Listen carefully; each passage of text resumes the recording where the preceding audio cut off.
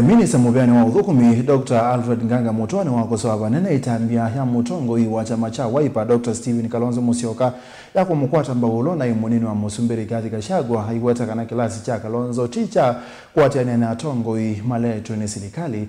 Mutwangi ni wa mwenda mutongo wa chama cha Wiper alike serikali ni kwetene ayelese kana patonde kangwatani ya tongo alawe kwataniti namo ekaema komunenga uthei wako kile kipepelo cha komanda kibele cha Usumbe osa kwa nini munene wa mwakani wangilile nyongwele na muonza wana huyo wabumotwa ni wakule bethi wanangwata ni wakati wa tongo iweta kana kielelo kinene ni kuona bena maendeo kamba initinga bano ite na musingi dan. Minista mubyani wa uthukumi Dr. Alfred Mutwani na nandini wake kalona ene ndhiva musieni wa Masaku ni wa mwenda mutongo wa chama cha Wiper Dr. Stephen Kalonzo Musyoka alike serikali ni na kukwatiania na Rigathi Gachagua ulowa mweta toto wa kiwango chake wasiani wana miakela Dr. Stephen Kalonzo Musyoka uthukumi ite serikali ni. Mimi nitakwambia watu wangu ukambani ya kwamba huyu mtu wa Sutikombo hatuko tunamtaka kuwe deputy president.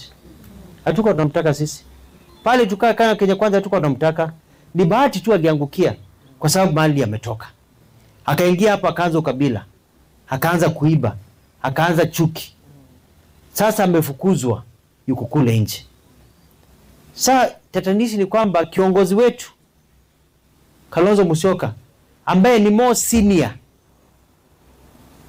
baada ya kuwa huyu mtu ndio anamfuata, yeye ndio sasa anafuata huyu mtu wa Sutikombo. Sasa how can the senior follow the junior? Ama Kalonzo Musyoka wakati alifanyishwa interview wakati wa Martha Karua alishtuka akaenda chini. Inaonekana alishtuka kabisa akaenda chini kabisa. Sasa ameshtuka kabisa, ndio unaona badala ya kuwa anasumbuana na watu wakubwa huku Kalonzo Musyoka anapaswa kuwa akisumbuana na akina Ruto huko, si ndio? Webina ninu walisikane mekuendea utwa isia mazizo taya makuna na ene ndina kuwasa mavata mo kirelo ni cha kuwete umwe undumwe na kuemea maendeo. Huu mpango wa leo tumekuwa nao unaitwa Mashinani Leadership Forum. Mashinani Leadership Forum ni sisi viongozi kuongea na wananchi, na wananchi kuongea na viongozi, na wananchi kuongea na viongozi na wananchi wenzao kuhusu hali ya maisha na hali ya nchi yetu ya Kenya. Tunatoka wapi, tunaenda wapi? Na kuambiana ukweli. Kwa sababu watu wamedanganywa kwa muda mrefu sana. Watu wamedanganywa kwa muda mrefu sana. Na wale wanaodanganyana ndio wanapiga kelele sana. Na serikali inapofanya kitu watu wanadanganyana, inakuwa mbaya sana.